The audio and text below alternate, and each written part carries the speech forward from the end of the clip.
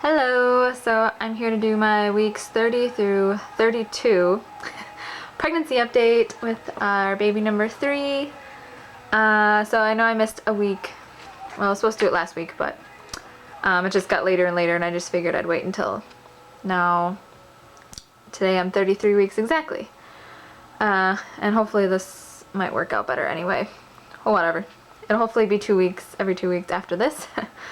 So anyway, I am feeling good overall, although it's kind of one of those things like it's kind of gotten to like depends on the day how I'm feeling, sometimes what time of the day. But overall I'm like pretty good. My husband asked me recently, he's like, so are you done yet, like done being pregnant? And then I actually thought about it and I was like, no, actually I don't think I'm done yet. Like I don't feel like I'm quite to that stage yet, luckily, because I have 7 more weeks to go. So yeah, feeling good. I don't, my belly's gotten big, but I don't waddle yet, I don't think. But I have noticed that when I walk, my belly like really does sway a lot already. I don't know if people can notice that if they like watch me walk, but when I'm like walking on the treadmill, I'll look down and it's like going from side to side. I think it's funny. I have gotten more tired in general, and at first I thought it was because I was doing a lot of gardening instead of like when the boys nap I would do gardening instead of like resting, but I don't think that's it, because the days that I didn't garden I was just as tired, which is kind of stinky. I usually like having a good reason to be tired. Whatever that comes with being this pregnant. I also having to eat small meals, and like I have to be hungry and then just eat a little bit, otherwise I get really bloated and full and uncomfortable. So that's happening. I am liking ice cream again. Mostly at night, not every night, but I like it. It's not like a huge craving, I don't think, but it's just a normal craving that I'm giving into every once in a while. One thing I forgot to mention, it's been 2 months maybe now, I don't know, it's been a while, but my hair and my acne hasn't been so bad, which is really weird for me, and I've been able to like wear my hair down and it won't go crazy. Granted, we haven't had much humidity yet, but I was like really grateful.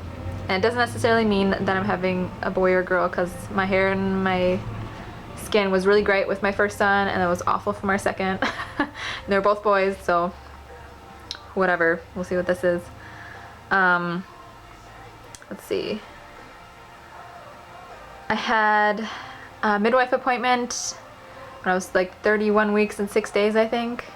And at that appointment I was measuring 31 weeks. Baby's heartbeat was 144. Everything like looked good, all the vitals were good.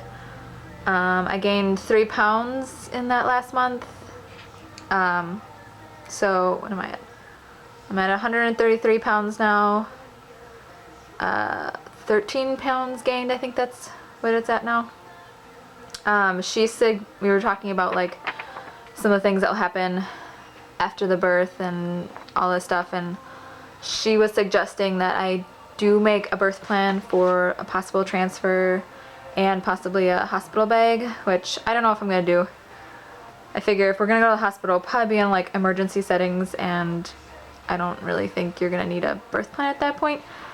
But we'll see, maybe I will.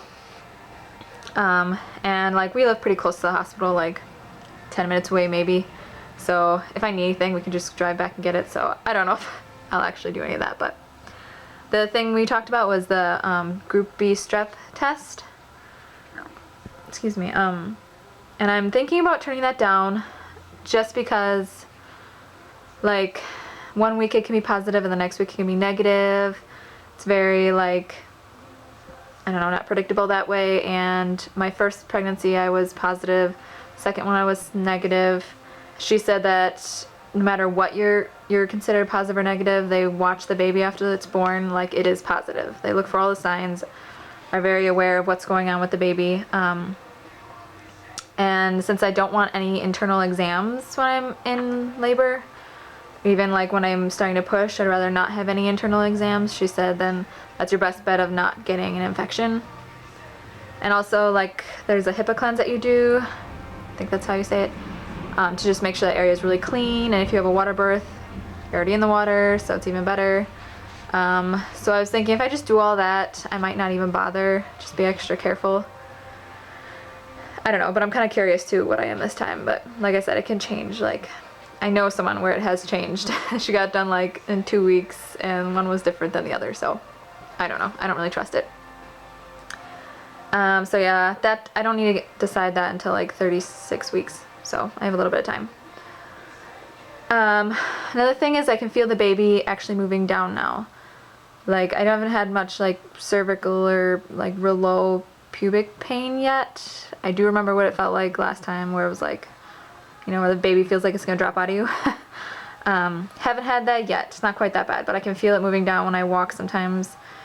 And also I get what is referred to as like the lightning crotch really bad. I've had it with both boys really bad.